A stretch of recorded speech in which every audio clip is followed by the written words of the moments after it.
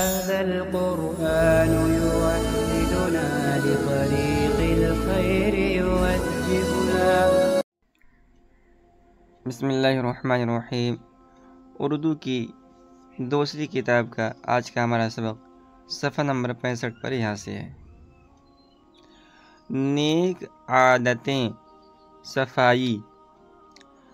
اپنے آپ کو پاک صاف رکھو. میلا کچیلا رہنا بہت بری بات ہے. اس سے بیماری پیدا ہوتی ہے. لوگوں کو گھن آتی ہے اور کوئی پاس نہیں بٹھاتا. بعض لڑکے ہاتھ منہ دھونے سے گھبراتے ہیں. ماں باپ ان کا منہ دھلاتے ہیں تو وہ روتے چلاتے ہیں مچلتے ہیں ادھر ادھر بھاگتے پھرتے ہیں.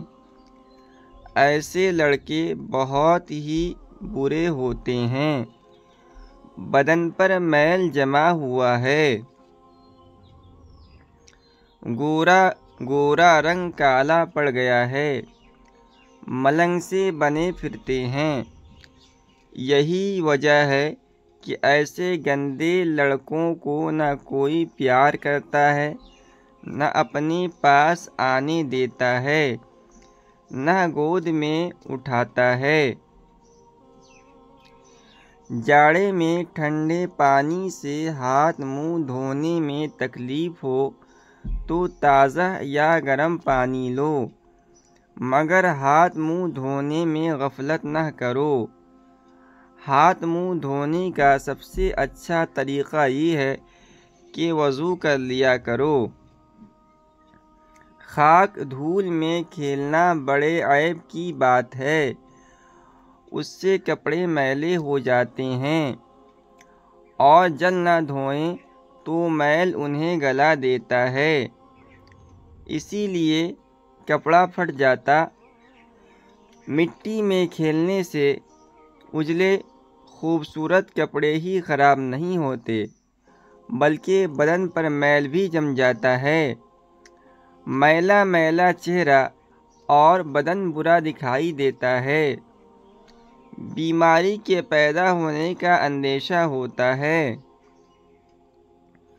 ننگے پاؤں نہ پھرو. کانٹا یا شیشے کا ٹکڑا پاؤں میں چبھ جائے گا تو بڑی تکلیف ہوگی. لنگڑا کر چلو گے تو لڑکے ہنسیں گے اور تمہیں حکیم کے پاس جا کر دوا لگانی پڑے گی. ہر جمعے کو حجامت بنوا لیا کرو. حجامت مطلب بال. نہیں تو بال بڑھ جائیں گے. ان کی جڑوں میں میل جمع ہوگا اور جوئیں پڑ جائیں گی. حجامت کے ساتھ ناخن بھی ضرور کتروانے چاہیے. نہ کتروائیں تو ان میں بھی میل بھر جاتا ہے اور نیلے نیلے برے معلوم ہونے لگتے ہیں. لوگ نفرت کرتے ہیں. جب حجامت بنوا چکو تو نہاؤ، کپڑے بدلو اور جمعے کی نماز کا وقت ہو جائے تو جامع مسجد میں جاؤ، سب کے ساتھ نماز پڑھو.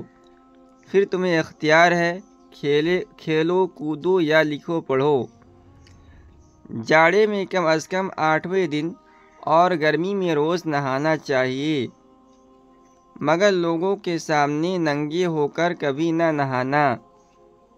اگر تمہارے ماں باپ لڑکپن میں تمہیں ننگا ہو کر نہانے کی اجازت بھی دیں تو بھی تم ایسا ہرگز نہ کرنا.